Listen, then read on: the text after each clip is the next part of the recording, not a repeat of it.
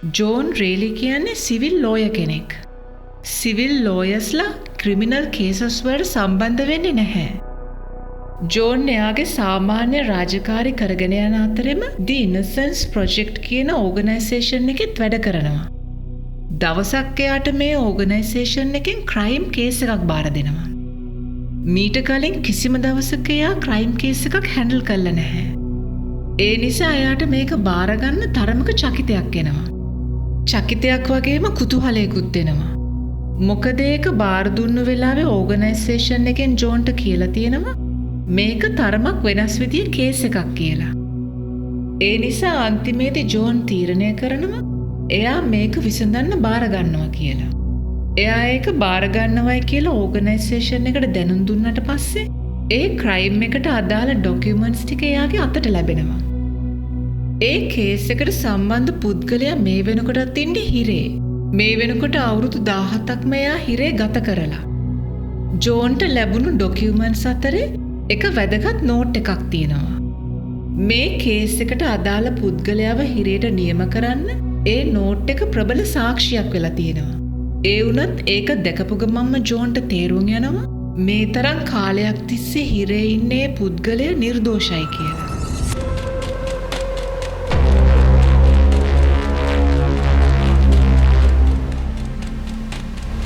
1986 අගෝස්තු 13 වෙනිදා Texas නෝර්ත් Austin වල උදේවරුවක හේසල් hertz drive එකේ පදිංචි කෙනෙක් ටිකක් එලිමහනේ ඇවිදිනකොට දකිනවා ඒ ළඟපාතක තියෙන වත්තක පොඩි ළමෙක් තනියම සෙල්ලම් කරන විදිහ. එයාගේ නම එරික්. එයා ඒ පවුලේ අයව දන්නවා. සාමාන්‍යයෙන් ඒ ගෙදර අය එරික්ව තනියම එළියට එවන්නේ නැහැ. ඉතින් එරික් තනියම එළියට ඇවිල්ලා කියලා කියන්න කියලා හිතාගෙන එයා ගෙදර දොරට තට්ටු කරනවා. හැබැයි කවුරුවත් එළියට එන්නේ නැහැ. ඒ නිසා එයා එරික්වත් එක්කගෙනම ඇතුළට යනවා. ගේ ඇතුළෙත් කවුරුවත්ම නැහැ. ඒ නිසා එයා මාස්ටර් බෙඩ්රූම් එකට යනවා. එතනදී එයා දකින්නේ ගොඩක්ම භයානක දර්ශනයක්. ඉතින් එයා පුළුවන් තරම් ඉක්මනටම ඒ බව පොලිසියට දැනුම් දෙනවා. පණිවිඩය ලැබෙනවත් එක්කම විලියම්සන් කවුන්ටි එකේ ෂෙරිෆ් ජිම් බවුට්වෙල් ඒ ලොකේෂන් එකට එනවා.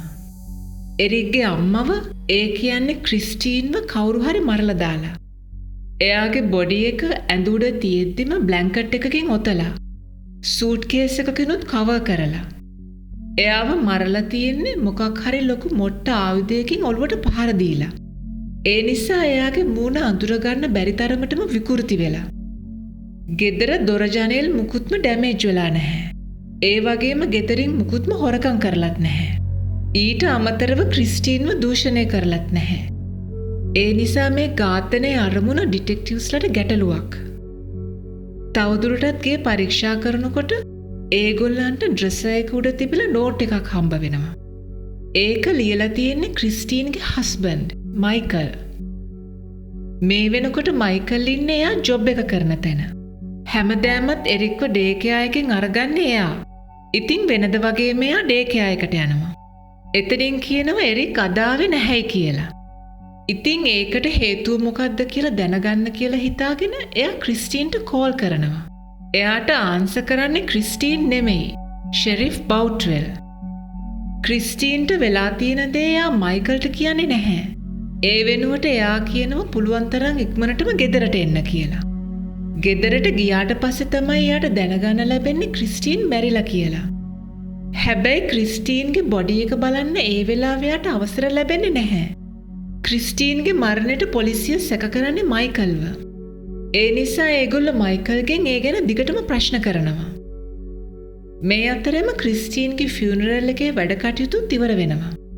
දවසක් මයිකල් පුතත් එක්ක තනියම ගෙදර ඉන්න වෙලාවක ගෙදරට පොලිසියෙන් එනවා. ඒ අතර ෂෙරිෆ් බවුට්වෙලුත් ඉන්නවා. එයා කියනවා අපි ආවේ ඔයාව අරෙස්ට් කරන්න කියලා. මේ වෙනකොට මයිකල් ඉන්නේ එරික්වත් වඩාගෙන. එයාට හිතෙන්නේ ෂෙරිෆ් විහිළු කරනවා කියලා. ඉතින් එයා අහනවා ඔයා විහිළු කරනවද කියලා.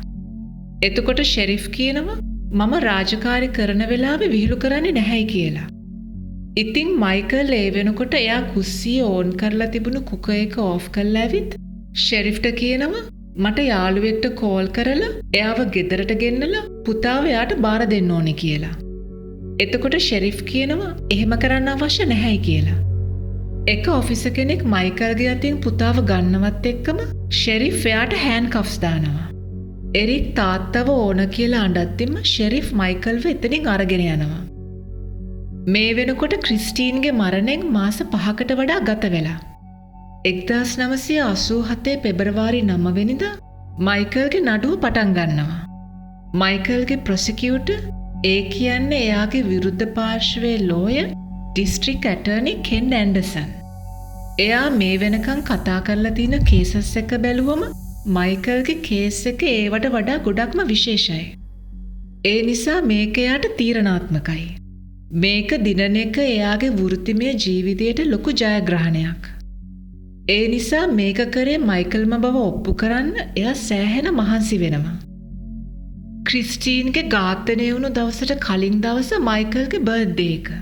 ඒ නිසා මයිකල්ට අවශ්‍ය වෙලා තියෙනවා ක්‍රිස්ටීන් එක්ක රොමැන්ටික් නයිට් එකක් ගත කරන්න.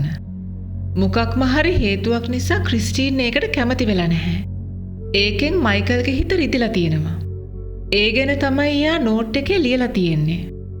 කෙන් ඇන්ඩර්සන් තර්ක කරන්නේ ඒ පොයින්ට් එකේ ඉඳන්. එයා කියනවා ඒ වගේ ස්පෙෂල් දවසකත් ක්‍රිස්ටීන් එයාගේ හස්බන්ඩ් එක්ක සෙක්ස් කරන්න අකමැති වුණා කියන එකෙන් ඒ දෙන්නගේ පවුල ඇතුලේ ප්‍රශ්න තිබුණ බව ඔප්පු වෙනවා කියලා. ඉතින් පවුල ඇතුලේ ඒ වගේ වාතාවරණයක් තියෙද්දි එයාව ප්‍රතික්ෂේප කරපු එකත් එක්කම ඇති වුණු කේන්තිය නිසා එයා ක්‍රිස්ටීන්ව මරන්න ඇති කියලා. මයිකල්ට උසාවියේදී තමයි එයාගේ වයිෆ්ගේ ඝාතනය වුණු වෙලාවෙදි ගත්ත ෆොටෝස් බලන්න ලැබෙන්නේත්. ඊට පස්සේ එයාට අවස්ථාව ලැබෙනවා එදා සිද්ධ වුණු දේවල් උසාවියට කියන්න. එදා එයා ගෙදරින් පිටත් වෙලා තියෙන්නේ උදේ 6ට විතර.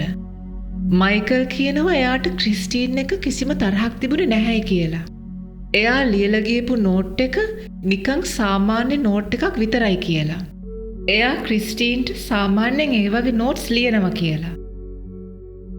මයිකල් සාක්ෂි දීලා ඉවරුණාට පස්සේ කෙන් ඇන්ඩර්සන් තවත් ප්‍රබල සාක්ෂියක් ඉදිරිපත් කරනවා.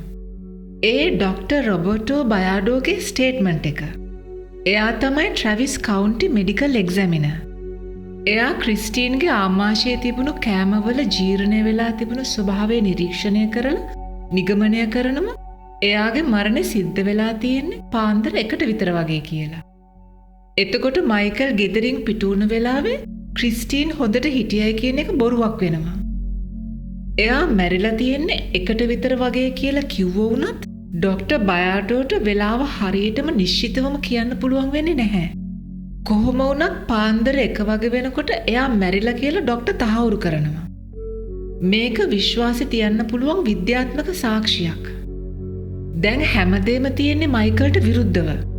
කිසිම කෙනෙක් ගෙදරට ඇතුල් වෙලාවත් ගෙදරින් මුකුත් නැති වෙලාවත් නැහැ. ක්‍රිස්ටීන්ගේ මරණ පරීක්ෂණ වාර්තාවේ සඳහන් වෙලා තියෙන්නේ එයා දූෂණයට ලක් වෙලා නැහැයි කියලා. ඒ වුණත් අන්තිම නඩු දවසේදී කෙන් ඇන්ඩර්සන් S2 කඳුළුත් පුරෝගෙන ජූරිය ඉස්සරහා ඉඳගෙන කියනවා මයිකල් ක්‍රිස්ටීන්ට අතවරත් කරලා කියලා. මේ වෙලාවේ කිසිම කෙනෙක් ඒ ගැන වාද කරන්න යන්නේ නැහැ. කොහොමෙන් හරි අන්තිමේදී පෙබරවාරි 17 වෙනිදා උසාවියෙන් අන්තිම තීන්දුව ලැබෙනවා. ඒ ක්‍රිස්ටීන්ගේ ඝාතකයා මයිකල් කියලා. මයිකල්ට බරපතල වැඩ සහිතව ජීවිතාන්තය දක්වා වෙන සිරදඬුවමක් නියම වෙනවා. නඩු තීන්දුවෙන් පස්සේ ඇන්ඩර්සන් මීඩියාවලට කියනවා මයිකල්ට මේ ලැබුණු දඬුවමත් හොඳ වැඩි. හරිනම් මරණ දඬුවමයි නියම වෙන්න ඕනේ කියලා. මයිකල්ව උසාවියෙන් පිටතට ගෙනියන වෙලාවේ එයා මීඩියාවලට කියනවා එයා නිර්දෝෂයි කියලා. I didn't do this. I'm sorry, what? I did not do this. ඒ වුණත් කවුරුවත් එයාට හුම්කම් දෙන්නේ නැහැ. කාලේ ටිකෙන් ටික ගත වෙනවා. ඒ අතරේ මයිකල් සැරින් සැරේට අපීල් කරනවා. හැබැයි ඒ හැම පාරකම ඒව රිජෙක්ට් වෙනවා. මේ වෙනකොට මයිකල්ගේ පවුල, ගේ, ජොබ් එක, වාහනේ, සමාජයට තිබුණු හොඳ නම, ගෞරවය මේ හැම එකක්ම නැති වෙලා ඉවරයි. එක දිගටම අපීල්ස් රිජෙක්ට් වෙන නිසා කවදා හරි නිදහස් වෙන්න පුළුවන් වෙයි කියන බලාපොරොත්තුවත් ස්ථිර නැහැ. මාස 6කට පාරක් පැය 2ක කාලයක් එයාට පුතත් එක්ක ගත කරන්න අවස්ථාවක් ලැබෙනවා. ඒ පැය දෙකේදී විතරයි එයාට පොඩිම හරි සැනසීමක් ලැබෙන්නේ. ඒ වෙනකොට පුතා හැදෙන්නේ ක්‍රිස්ටීන්ගේ සහෝදරියක් ළඟ. කාලේ ගත වෙනවත් එක්කම පුතා එයාගෙන් ඈත් වෙන්න පටන් ගන්නවා. සමහරක් විසිට්ස් වලදී එයා පැය දෙකම මයිකල් එක්ක ගත නොකර වේල පහින් යනවා. සමහරක් වෙලාවල් වලදී වැඩිය කතා කරන්නෙත් නැහැ. මයිකල්ට දැනෙනවා පුතා දැන් එයාව මගහරිනවා කියලා. පුතා දැන් ලොකුයි. දවසක් මයිකල්ට එයාගෙන් ලියුමක් එනවා. ඒකේ එයා ලියලා තියෙනවා එයාට ප්‍රිසන් එකට ඇවිත් මයිකල්ව බලන එක නතර කරන්න ඕනේ කියලා. එරික් මයිකල්ව බලන්න ප්‍රිසන් එකට එන්නේ කෝට් ඕඩර් එකකට අනුව. ඒක නතර කරන්න නම් මයිකල් ඒකට අනුමැතිය දෙන්න ඕනේ. මේක මයිකල්ට දරා ගන්න බැරි තරමේ වේදනාවක්. මේ වෙනකන් එයාගේ කියලා එයාට හිටියේ පුතා විතරමයි. මේකට කැමැත්ත දෙනවත් එක්කම පුතා එයාගෙන් සදහටම ඈත් වෙන බව එයා දන්නවා. ගොඩක් දවසක් කල්පනා කරලා ඉවර වෙලා එයා පුතාට දන්වලා අරිනවා. ඒකට මම අනුමැතිය දෙන්නම්. හැබැයි එකපාරක් මාව ඇවිත් හම්බ වෙන්න කියලා. මයිකල්ට දැනගන්න ඕනේ මේක ඇත්තටම පුතාගේම ඌමනාවට කරපු ඉල්ලීමක්ද කියලා. ඉතින් දවසක් එරික් මයිකල්ව හම්බ වෙන්න එනවා. එරික් තාත්තගේ මූණ දිහා බලන්නේ නැහැ. එයා උත්සාහ කරනවා තාත්තගේ ඇස් දෙක මග අරින්න. ඒ අතරේ මයිකල් අහනවා මේ අපි මුණ ගැහෙන අන්තිම දවසද කියලා. ඒකට එරික් උත්තර දෙන්නේ බිම බලාගෙන. එයා කියනවා ඔව් කියලා. මේකෙන් මයිකල්ගේ හිත තවත් පෑරෙනවා. ඉතින් එතනම පැත්තක හිටගෙන හිටපු ක්‍රිස්ටීන්ගේ අක්කා දිහා බලලා මයිකල් කියනවා මගේ පුතාව හොඳින් බලාගන්න කියලා. එහෙම කියලා ඒ දෙන්න තාමත් එතනම ඉඳද්දි මයිකල් එතනින් පිට වෙනවා. මයිකල් එයාගේ පුතා ගැනවත් ක්‍රිස්ටීන්ගේ සහෝදරිය ගැනවත් වැරද්දක් හිතන්නේ නැහැ. එයා දන්නවා ඒගොල්ලන්ගේ වෙනස් වීමට හේතුව උසාවියෙන් ලැබුණු නඩු තීන්දුව කියලා. දැන් ගත වෙන්නේ 2004 අවුරුද්ද. මේ වෙනකොට මයිකල් අවුරුදු 17ක්ම හිරේ ගත කරලා. මෙතෙන්දි තමයි එයාට The Innocence Project කියන ප්‍රොෆිට්ස් ලැබෙන්නේ නැති ලීගල් ඕගනයිසේෂන් එක ගැන දැනගන්න ලැබෙන්නේ. මේ ඕගනයිසේෂන් එකෙන් කරන්නේ නිරපරාධ සිරදඬුවම් විඳින අහිංසක මිනිස්සුන්ට ඒගොල්ලන්ගේ නිර්දෝෂිකම ඔප්පු කරන්න උදව් කරන එක. ගොඩක්ම වෙලාවට මේ වැඩේට උදව් වෙන්නේ DNA ටෙක්නොලොජි එක. ඕගනයිසේෂන් එකෙන් මේ කේස් එක බාර දෙන්නේ ජෝන් රේලිට. එයා මුලින්ම කියවන්නේ මයිකල් ක්‍රිස්ටීන්ට ලියලා තිබුණු නෝට් එක. එදා මේ කේස් එක හැන්ඩල් කරපු ඩිස්ට්‍රික් ඇටර්නි කෙන් ඇන්ඩර්සන් මේ නෝට් එක හරහා දකින්නේ මයිකල්ගේ ක්‍රිස්ටීන්ගේ නොගැලපුණු පවුල් ජීවිතේ. ඒ වගේම මයිකල්ගේ හිතේ එයාගේ වයිෆ් ගැන තිබුණු කේන්තිය. ඒ වුණත් ජෝන් කල්පනා කරනවා මං මගේ වයිෆ් මැරුවනම් ඊට පහුවෙනින්ද ගෙදරට එන ඩිටෙක්ටිව්ස්ලට අහුවෙන විදියට මං මේ වගේ නෝට් එකක් තියෙනවද කියලා. කලින් දවසේ රෑවුණු සිදුවීම හැමෝම දැනගන්නෙත් මේ නෝට් එක හරහා. ඒක තිබුණේ නැත්තම් එහෙම සිද්ධියක් වුණ බවක්වත් කිසිම කෙනෙක්ට දැනගන්න ලැබෙන්නේ නැහැ. මයිකල් ගැන සඳහන් වෙලා තියෙන දේවල් වලට අනුව එයා උගත් බුද්ධිමත් කෙනෙක්. මෝඩයෙක් නෙමෙයි. ඉතින් ඝාතනය කරේ එයා නම් එයා ගැන සැකහිතන විදිහේ දෙයක් එයා පොලිසියට ලැබෙන සැලසුව කියලා පිළිගන්න අමාරුයි. තවදුරටත් කරුණු හොයන අතර එයාට දැනගන්න ලැබෙනවා මයිකල් කලහකාරී පුද්ගලයෙක් බවට හරි නැත්තම් ඒ දෙන්න අතරේ පෞල් ප්‍රශ්න තිබුණු බවට හරි ඊට කලින් කිසිම දවසක වාර්තා වෙලා නැහැ කියලා. ඊට අමතරව මයිකල් දෙපාරක්ම ලයි ඩිටෙක්ටර් ටෙස්ට් එකකට පාස් වෙලා තියෙනවා. ඊටත් අමතරව ජෝන්ට තවත් විශේෂ දෙයක් නෝට් වෙනවා. ඒ මරණ පරීක්ෂණයට සම්බන්ධ දෙයක්. ඩොක්ටර් රොබර්ටෝ බයාඩෝට ක්‍රිස්ටීන්ගේ බොඩි එක එක්සැමින් කරන්න ලැබිලා තියෙන්නේ දවස් 2-3ක් පහු වුණාට පස්සේ. මේ සිදුවීම වුණු කාලයට අනුව ඒ වගේ තත්ත්වයක් යටතේ ඝාතනය සිද්ධ වුණු වෙලාව ගැන පැහැදිලි නිගමනයකට එන්න බෑ. ඒ වගේ තත්ත්වයක් යටතේ පාන්දර 1ට විතර ඝාතනය සිද්ධ වෙලා කියලා ස්ටේට්මන්ට් එකක් දීපු එක මයිකල්ට වුණු ලොකුම අසාධාරණයක්. මේ දේවල් අනාවරණය වුණාට පස්සේ ජෝන් මුලින්ම කරන්නේ ප්‍රිසන් එකට ගිහින් මයිකල්ව පෞද්ගලිකවම මුණ ගැහෙන එක. ඒ වෙලාවේ මයිකල් ජෝන්ට එයාට එදා වුණු සිදුවීම ගැන මතක තිබුණු හැම දෙයක්ම කියනවා. මයිකල් එක්ක ඇතිවුණු කතාබහෙන් පස්සේ ජෝන්ට තවදුරටත් හිතෙනවා මයිකල් නිර්දෝෂයි කියලා. ඉතින් එයා තීරණය කරනවා මයිකල්ව කොහොමෙන් හරි හිරෙන් එළියට ගන්නවමයි කියලා.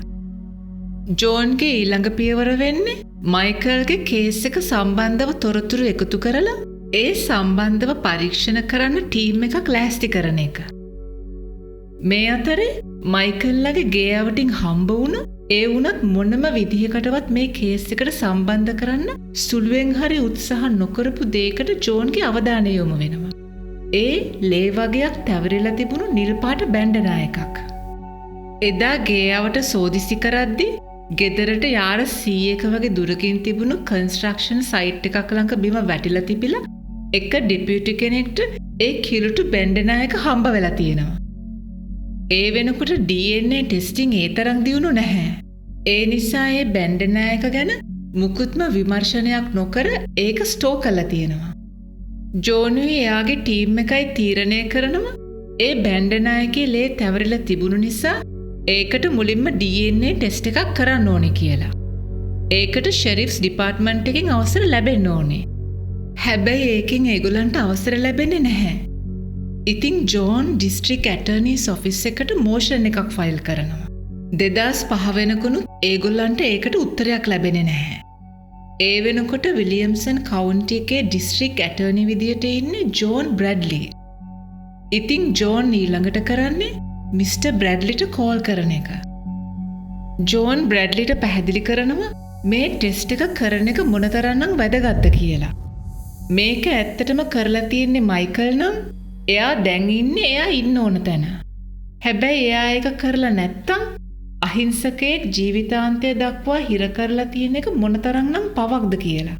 ඒ නිසා ඒ වැරැද්ද නිවැරදි කරන්න උදව් කරන්න කියලා. අනිත් අතට බැලුවම එයා නිර්දෝෂයි නම් ඇත්තම ඝාතකයා ඉන්නේ නිදැල්ලේ. සමහරක් විට ඒ ස්ටේට් එකේ සිද්ධ වුණු සමහරක් ඝාතන එයා කරපු දේවල් වුණත් වෙන්න පුළුවන්. ඒ නිසා ඔයාට මේක බේරුමක් කරගන්න අවශ්‍ය නැද්ද කියලා එයා බ්‍රැඩ්ලිගෙන් අහනවා. ජෝන්ගේ කතාව අනුමත කරනව වෙනුවට එයා කියනවා මේ ටෙස්ට් එක කරන එකෙන් දැනට පැහැදිලිව තියෙන වතුර මඩ වෙන්න පුළුවන් කියලා. ජෝන්ට එකපාරටම පුළුවන් වෙන්නේ නැහැ ඒ වාක්‍යයේ තේරුම මොකක්ද කියලා හිතාගන්න.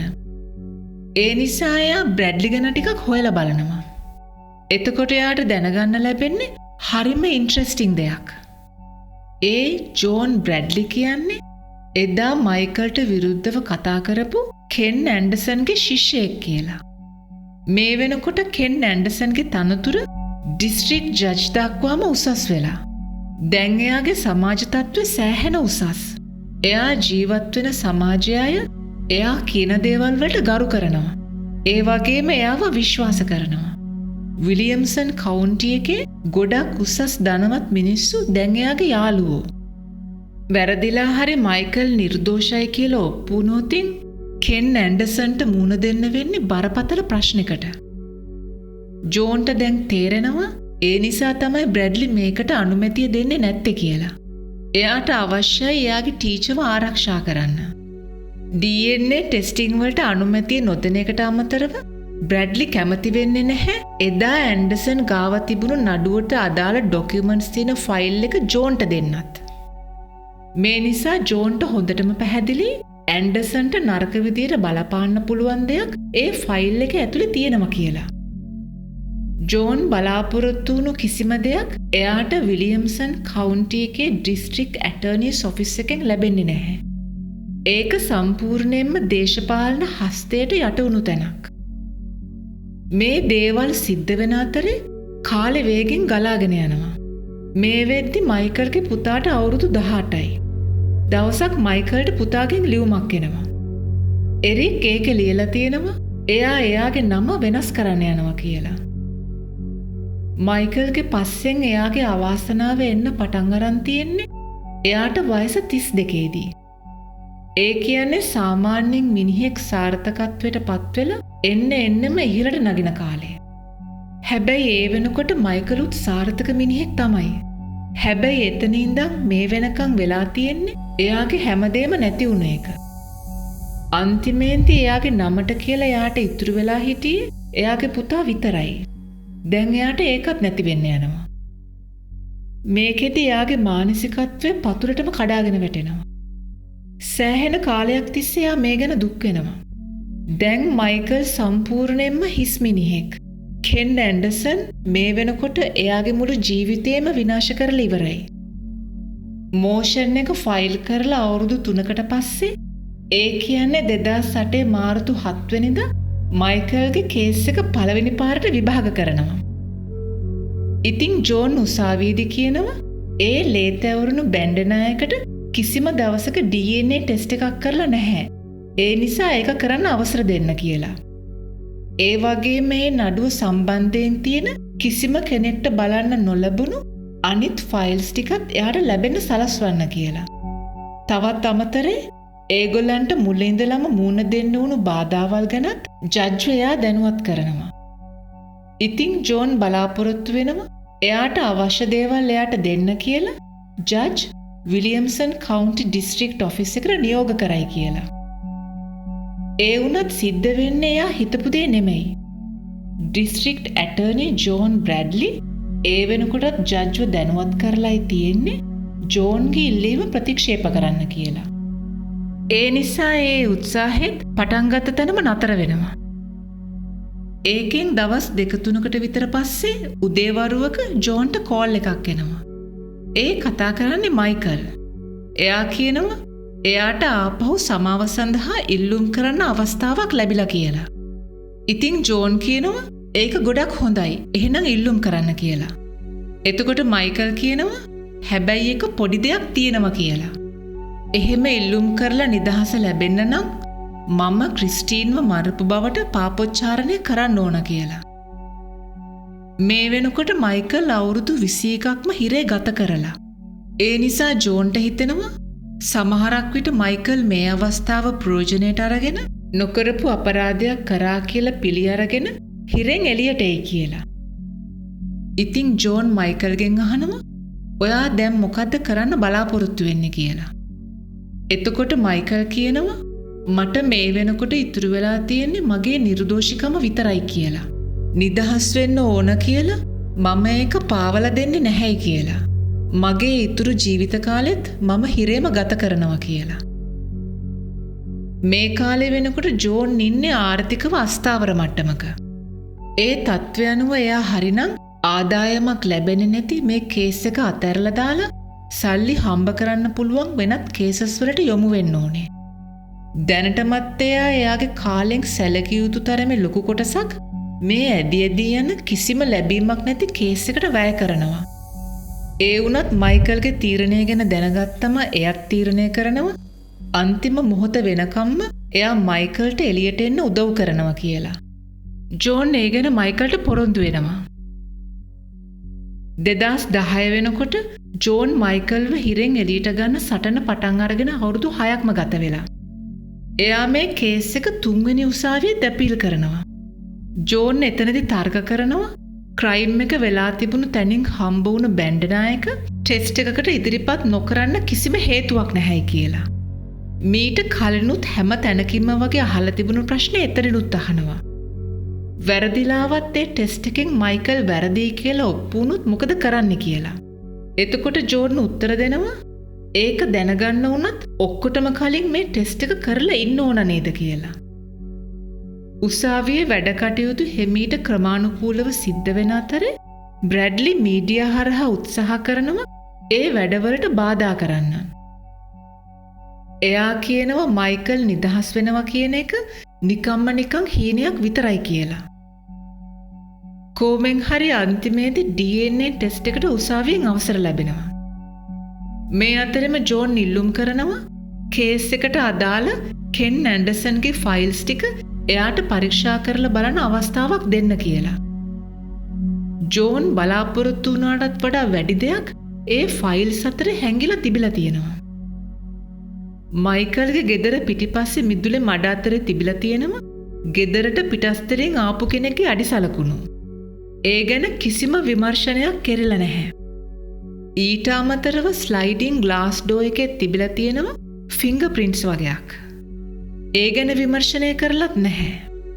ඊටත් අමතරව ක්‍රිස්ටීන්ව ඝාතනය කරන්න දවස් කීපයකට කලින් ලා කොළපාටට හුරු වෑන් එකකින් ආපු මීට කලින් දැකපු නැති මිනිහෙක් ක්‍රිස්ටීන්ලගේ ගේ අවට සැරිසරනව සමහරු දැකලා තියෙනවා. බැන්ඩනායක හම්බුණු තැනට කිට්ටුවම තමයි ඒ මිනිහා ගැවසිලා තියෙන්නේ. තවත් සමහරු දැකලා තියෙනවා ක්‍රිස්ටීන්ලගේ ගේ පිටිපස්සට වෙන්න තියෙන කැලෑවටත් ඒ මිනිහා ඇතුල් වෙනවා. මේ හැම දෙයකටම වඩා තවත් විශේෂ දෙයක් තියෙනවා. ක්‍රිස්ටීන්ගේ මරණෙත් එක්කම එරික්ව මුලින්ම දීලා තියෙන්නේ ක්‍රිස්ටීන්ගේ අම්මා රීටට. ක්‍රිස්ටීන්ගේ ෆියුනරල් එක ඉවර වෙලා ගෙදර ඇවිත් ඉඳද්දි එරික් එයාගේ ආච්චි අම්මත් එක්ක අමුතුම විදිහේ කතාවක් කියලා තියෙනවා. ඉතින් රීටා එරික් කියපු දේවල් ඒ විදිහටම කොලයක සටහන් කරගෙන ඇන්ඩර්සන්ට පස්සේ දීලා තියෙනවා. මේ විදිහට තමයි ඒ කන්වර්සේෂන් එක කෙරලා තියෙන්නේ. එරික් කියලා තියෙනවා අම්මා අඬනවා. එයා අඬන එක නතර කරා. යනවා යන්න කියලා. එතකොට රීටා අහනවා ඇයි එයා අඬන්නේ කියලා. එතකොට එරික් කියනවා එතන මොන්ස්ටර් කෙනෙක් ඉන්න නිසා කියලා. ඊට පස්සේ රීටා අහනවා මොකද්ද මොන්ස්ටර් කරන්න කියලා. එතකොට එයා කියනවා එයා අම්මට ගහනවා කියලා. රීටා අහනවා අම්මා තාමත් අඬනවද කියලා. එරික් කියනවා නැහැ දැන් අම්මා අඬන එක නතර කරලා කියලා. ඊට පස්සේ එරික් ආපහු කියනවා ඒ මොන්ස්ටර් ඇඳ උඩට නිල් පාට සූට් කේස් එකක් වීසි කරා කියලා. මොන්ස්ටර්ට පිස්සු කියලා. එතකොට රීටා අහනවා එයා අම්මට තුවාල කරාද කියලා. එතකොට එරික් කියනවා ඔව් අම්මට හොස්පිටල් එකකට යන්න වෙනවා කියලා. රීටා ආයි අහනවා ඒ මොන්ස්ටර් ගොඩක් ලොකුයිද කියලා. එරික් කියනවා ඔව් කියලා. රීටා ආපහු අහනවා කොහාටද ඒ මොන්ස්ටර් ගියේ කියලා. එතකොට එරික් කියනවා දොර තියෙන පැත්තට කියලා. එතකොට රීටා අහනවා මොන දොරද කියලා. එරික් කියනවා ගෙදර ඉස්සරහ දොර කියලා. ඒකෙන් පස්සේ තමයි රීටා වැදගත්ම ප්‍රශ්නේ අහන්නේ. එයා අහනවා එතකොට ඔයාගේ තාත්තා කොතනද හිටියේ කියලා. තාත්තත් එතන හිටියද කියලා. එරික් කියනවා නැහැ අම්මයි මායි විතරයි හිටියේ කියලා. මයිකල්ගේ නිර්දෝෂිකම ඔප්පු කරන්න අවශ්‍ය වෙන මේ අතිශය වැදගත් තොරතුරු අවුරුදු 25ක් ගත වෙනකම්ම තිබුණේ කිසිම උසාවියකටවත් කිසිම ජූරියකටවත් නිරාවරණය නොවී. කෙන් ඇන්ඩර්සන් මුලින්දලම දැනගෙන ඉඳලා තියෙනවා මයිකල් අහිංසකයි කියලා. වෘත්තිමය වශයෙන් ඉක්මනටම ඉහළට නගින්න එයාගේ හිතේ තිබුණු ආසාව නිසා එයා එයාට ලැබුණු අවස්ථාව උපරිමයටම ප්‍රයෝජනයට අරගෙන තියෙනවා. මයිකල් වෙනුවෙන් ඉදිරිපත් වෙන්න කෙනෙක් නැති බව තේරුම් අරගෙන එයාගේ නිර්දෝෂී බව තහවුරු වෙන කරුණු සේරම තමන්ගේ බාරයට අරගෙන ඒවා පිටතට යන්නේක වළක්වලා කිසිම වැරැද්දක් නොකරපු මයිකල්ව එයා ජීවිතාන්තයටම හිරේ අරලා තියෙනවා. ඊට අමතරව ඝාතකයෙක්ට නිදැල්ලේ ඉන්න අවස්ථාව සලසලා තියෙනවා. පස්සේ දවසක ක්‍රිස්ටීන්ගේ අම්මා කියලා තියෙනවා එරික් මොන්ස්ටර් කෙනෙක් කියලා කිව්වේ මයිකල්ට කියලා ඒගොල්ලෝ හිතුවයි කියලා. එරික් ගොඩක් ලාබාල වයසක හිටපු නිසා එයාට එයාගේ තාත්තව අඳුරගන්න බැරි වෙන්නේ නැති කියලා. ඒ අදහසත් ඒගොල්ලන්ගේ ඔළුවලට කාවද්දලා තියෙන්නේ ඇන්ඩර්සන්මයි. 2011 ජූනි වෙනකොට මයිකල් අවුරුදු 25ක්ම හිරේ ගත කරලා. මේ වෙනකොට බැන්ඩනායක DNA ටෙස්ටිං වලට ඇරලා මාස කීපයක්ම ගත වෙලා. සමහරක් විට ඒ බැන්ඩනායකට ක්‍රිස්ටීන්ගේ ඝාතනයත් එක්ක කිසිම සම්බන්ධයක් නැති වෙන්න වුණත් පුළුවන්. එහෙම වුණොත් මයිකල්ට එයාගේ ජීවිතේ ඉතුරු ටික ගෙවන්න වෙන්නේ දැන් ගත කරන විදිහටම තමයි. ඉතින් මේ විදිහටම තවත් අවිනිශ්චිත මාස කීපයක්ම ගත වෙලා යනවා. එක දවසක් ජෝන් මයිකල්ව හම්බ වෙන්න එනවා. එයා එන්නේ සතුටුදායක ආරංචියකුත් අරගෙන. DNA ටෙස්ට් එකේ රිසල්ට්ස් පිට වෙලා. ඒකේ තිබිලා තියෙනවා දෙන්නෙක්ගේ ලේ. ඒ ක්‍රිස්ටීන්ගේ තවත් කෙනෙක්ගේ. ඒ අනිත් කෙනා පිරිමි කෙනෙක්. හැබැයි ඒ මයිකල් නෙමෙයි. ජෝනුයි එයාගේ ටීම් එක ඊළඟට කරන්නේ මේ DNA රිසල්ට් එකට ගැලපෙන කෙනෙක් ඉන්නවද කියලා ඩේටාබේසස් චෙක් කරන එක. මිලියන ගාණක් ප්‍රොෆයිල්ස් අතරින් ඒගොල්ලන්ගේ අතේ තියෙන රිපෝට් එකට සම්පූර්ණයෙන්ම ගැලපෙන පුද්ගලයෙක්ව ඒගොල්ලන්ට හම්බ වෙනවා. එයා අපරාධ කීපයක්ම කරලා තියෙන කෙනෙක්.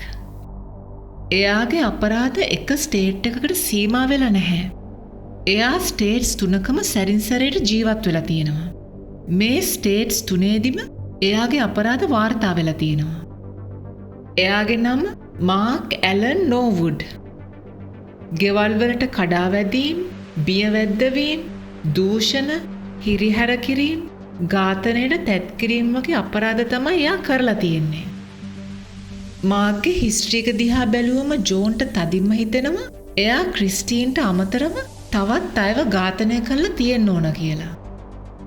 ඒ නිසා එයා ට්‍රැවිස් කවුන්ටි එකේ රෙකෝඩ් වෙලා තියෙන කෝල්ඩ් කේසස් වල විස්තර හොයන්න පටන් ගන්නවා. ක්‍රිස්ටීන්ගේ කේස් එකට ගොඩක්ම දුරට සමාන කේස් එකක් එයාට නෝට් වෙනවා. ක්‍රිස්ටීන්ගේ මරණයෙන් අවුරුදු 2කට 3කට විතර පස්සේ ඩෙබ්‍රා ජෑන් බේග කියලා ලේඩි කෙනෙක්ව ක්‍රිස්ටීන්ට කරලා තිබුණ විදිහටම මොට්ට ආයුධයකින් පහර දීලා ඝාතනය කළා තියෙනවා. එයාගේ බොඩි එකත් ඒ අවට තිබුණු බඩු මුට්ටු වලින් වහලා තිබිලා තියෙනවා. එයාව දූෂණය කරලත් නැහැ. ක්‍රිස්ටීන්ගේ ගෙදර ඉඳන් සැතපුම් 10ක වගේ දුර ප්‍රමාණයක් තමයි ඩෙබ්‍රාගේ ගෙදරට තිබිලා තියෙන්නේ. ඝාතන දෙක එක කිට්ටුවම වෙලා තියෙනවට අමතරව ඝාතන දෙකම එක සමාන විදියටම කරලා තිබුණ උනත් ඩිටෙක්ටිව්ස්ලා ඒ දෙක සම්බන්ධ කරන්න උත්සාහ කරලා නැහැ. තවත් වැඩිදුර විස්තර හොයාගෙන යද්දී ඒගොල්ලෝ දැනගන්නවා මාක් පදිංචි වෙලා ඉඳලා තියෙන්නේ ඩෙබ්‍රාගේ ලේන් එකට අල්ලපු ලේන් එකේ කියලා. මේ ඝාතනය කරලා තියෙන්නෙත් මාක්මයි කියලා ජෝනුයි යාගේ ටීම් එකයි තාම අනුමාන කරනව විතරයි. ඒක හරියටම තහවුරු කරගන්න ඕන නිසා ඒගොල්ලෝ ඩෙබ්‍රාගේ කේස් එක ගැන ගැඹුරින්ම හොයන්න පටන් ගන්නවා. ඒ කේස් එකේදී අරන් තිබිලා තිබුණු සාක්ෂි අතරේ කෙස් රොදවල් කීපයක් තිබිලා තියෙනවා. ඉතින් ජෝන් ඊළඟට කරන්නේ ඒවවල DNA ටෙස්ට් එකක් කරන එක. ඒකෙදි තහවුරු වෙනවා ඩෙබ්‍රාව මරලා තියෙන්නේ මාක්ම තමයි කියලා. ඒක තහවුරු වෙනවත් එක්කම මාක්ව අරෙස්ට් කරනවා. මේ දේවල් එළියට එනවත් එක්කම කෙන් ඇන්ඩර්සන් මීඩියා ඉන්ටර්විව් එකක් තියලා ජනතාවට කතා කරලා ලීගල් සිස්ටම් එකේ තිබුණු දෝෂ සහගත බව නිසා මයිකල්ට සිද්ධුණු අසාධාරණය ගැන එයා කනගාටු වෙන බව කියලා එයා කරපු වැරද්ද වහගන්න උත්සාහ කරනවා. ඒ වුණත් කෙන් ඇන්ඩර්සන්ට නීතියෙන් ගැලවෙන්න ලැබෙන්නේ නැහැ. එයාව ස්පෙෂල් ක්‍රිමිනල් ඉන්ක්වයරි එකකට යොමු කරනවා. හිතාමතා කරුණු වසන් කරලා උසාවිය නොමග යවීම, නිර්දෝෂී පුද්ගලයෙක්ට ජීවිතාන්තය දක්වා වුණු සිරදඬුවමක් ලැබෙන්න සැලැස්වීම වගේම ඝාතකයෙක්ට නිදැල්ලේ ඉන්න ඉඩ සැලැස්වීම නිසා තවත් කෙනෙක්ට ජීවිතේ නැතිවීම වගේම ඒ නිසා තවත් අවස්ථා ගණනාවකම මිනිසුන්ට හානිවීම සම්බන්ධයෙන් එයා වැරදිකරු වෙනවා. මේ නිසා එයාගේ තනතුර එයාට නැති වෙනවා. ඒ තමයි ජජ් කෙනෙක්ට සිරදඬුවම් නියම වුණු පළවෙනි අවස්ථාව. මාක්ට ක්‍රිස්ටීන්ගේ ඩෙබ්‍රාගේ ඝාතන දෙක සම්බන්ධයෙන් සිරදඬුවම් දෙකක් නියම වෙනවා. ගොඩක්ම දෙනෙක් හිතනවා එළි වුණේ නැති වුණත් මාක් මීට වඩා ඝාතන කරලා තියෙන්න ඕන කියලා. ඒ කියන්නේ එයා සීරියල් කිලර් කෙනෙක් කියලා. අන්තිමේදී මයිකල් නිදහස් වෙනවා. එයා විඳපු අසාධාරණ සිරදඬුවම වෙනුවෙන් සැලකිය යුතු මුදලක් එයාට රජයෙන් ගෙවනවා. ඒ වගේම එරික් එයාගේ තාත්තව ආපහු පිළිගන්නවා. එයාව ඒගොල්ලන්ගේ පවුලට සම්බන්ධ කරගන්නවා.